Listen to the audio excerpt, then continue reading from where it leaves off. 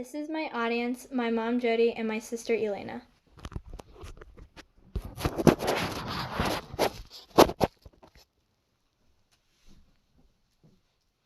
Ready? Ready. Since we can't go anywhere physically, instead sit down, close your eyes, and listen to me. I'm going to take you somewhere special. Imagine the sun is beating on your skin and you can smell the salty warm breeze. You're laying out. Your toes are dug into the sand that is white as snow, and you're listening to the subtle waves of the Mediterranean Sea.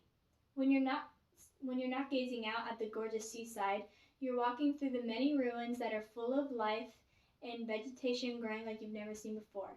With your eyes still closed, picture these breathtaking views of the most beautiful island in the world. The most beautiful island in the world I'm describing is Capri, Italy. I've always wanted to visit Capri, Italy. It's been a big dream of mine to visit and see why and how it attracts so many visitors each year and why it's so famous. According to Giovanni De Martino, the mayor of Capri, it's been recorded that about 2 million visitors come to Capri throughout each year. That's a lot, and I want to become one of those visitors and find out what the hype is about. In researching Capri, I learned so much about the sites and the enriched history that is intertwined in importance. It's much more than just sightseeing. It's full of life and culture that makes it so special.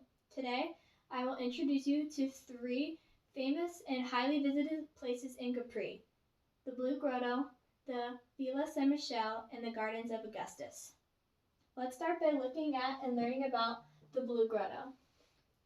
Getting its name from Emperor Tiberius and being called the Grotto de Gradola at the time, it was used as his own personal swimming pool, and it was decorated as a marine temple in honor of sea nymphs. The Blue Grotto is a sea cave that is on the coast. Visitors come from all around the world, forming long queues just to get a peek inside for a few magical moments. The only way to get to the Blue Grotto is by boat from the Maria Grande. It's open from 9 to 5 all year round, but is occasionally closed due to weather for safety reasons. The Blue Grotto is a natural cavern that is 25 meters wide, 60 meters long, and just under 1 meter high in entrance. Visitors must lay back on a boat and glide through the mouth of the cave. Once inside, their boat bobs in the dark as they lay looking up at the cave ceiling, looking at the blue hue. People often wait 2 hours just to get inside the cave for just small 5 minutes. Visitors are not allowed to swim or disembark from their boat due to safety reasons. However, after 5:30, locals often swim illegally, but again can be very dangerous. According to Capri Net, the glowing effect is because light enters a second cave, reflecting the light on the cave ceiling. Visitors often describe this as dreamlike. The beautiful sights are enough to bring me to the Blue Grotto, but the history makes it all the more interesting. This cave was thought to be the emperor's favorite place to hide and store his valuables. Many statues have been found in the cave dating back to his time. Also, for many centuries, the Blue Grotto was thought to be haunted, and sailors avoided it in fear. However, after 1826, it was rediscovered by a German writer and has been open to the public ever since. Like the Blue Grotto, the Villa Saint Michel is another place where visitors come for an experience of a lifetime. A Swedish physician, Axel Munthe, came to Capri in 1885. He built his villa on an ancient chapel that was dedicated to Villa Michel. In honor of her, he named his villa after her. The villa is a museum that has many priceless artifacts, artworks, and statues, and is the second most visited place next to the Blue Grotto. It is home to over 1,600 priceless artworks and statues that date as far back to 1250 BC. Among many of the priceless artifacts and artworks, the most famous is the Sphinx. Visitors are told to rub its behind and make a wish for good luck. The Villa Gardens have a panoramic view of the town of Capri and the harbor. It is 327 meters above sea level, and when you sit on the ledge at top of the Phoenix Steps, you can see pretty much anything. The garden was awarded Italy's most beautiful private park, and behind the mountain, Axelmuth, the creator of the villa, also turned it into a sanctuary for birds. The deep history of the villa is just as interesting as the history of the Blue Grottos.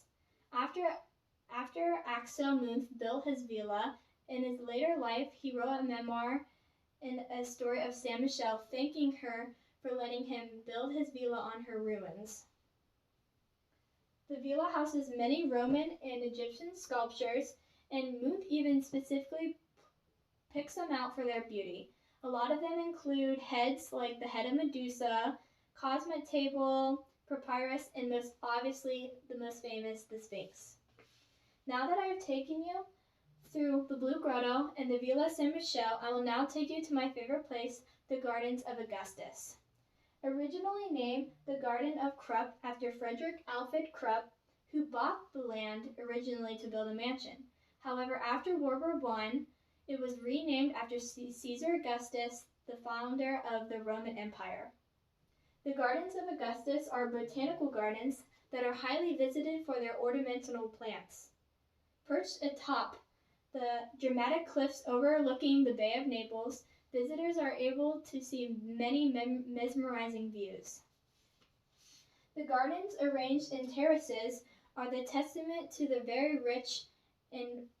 rich flora on the island. You can find many ornamental flowers such as geraniums, dahlias, and blooms, like in this picture. The path to get to the garden passes through the center of Capri, and when you're in the center, you can see a 180-degree view of the island. The Gardens of Augustus are the most beloved attraction in Capri and is a highlight of any tour. Laid out by Krupp in the early 20th century, it has many flower-lined footpaths, lawns, and fountains that are bursting with color. Perhaps the most impressive feature is its striking location above the Via Krupp. The switchback pathways snake down the cliffside to the water's edge. However, it is closed due to falling rocks, but the view from above is just as unforgettable. The Blue Grotto is a one-in-a-lifetime experience that many come from all around the world to see just a few seconds of it, and they describe it as dreamlike. The Villa Saint Michel is a good place to visit to experience the rich history Capri has to offer. Inside, you'll see countless pieces of artwork, and obviously the most famous is Sphinx, and if you touch it, you may even get lucky. My favorite is the Gardens of Augustus due to my love for plants, because there you will see many different ornamental plants and flowers, cliffs, and watersides.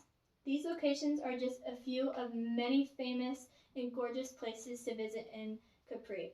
I wish I could virtually take you through all of them, but you're just going to have to see for yourself. I know we can't go anywhere physically, but if you ever just need an escape from reality, close your eyes like we did in the beginning and try to imagine again the breathtaking view of the most beautiful island in the world, Capri, Italy. Thank you. Is my audience still?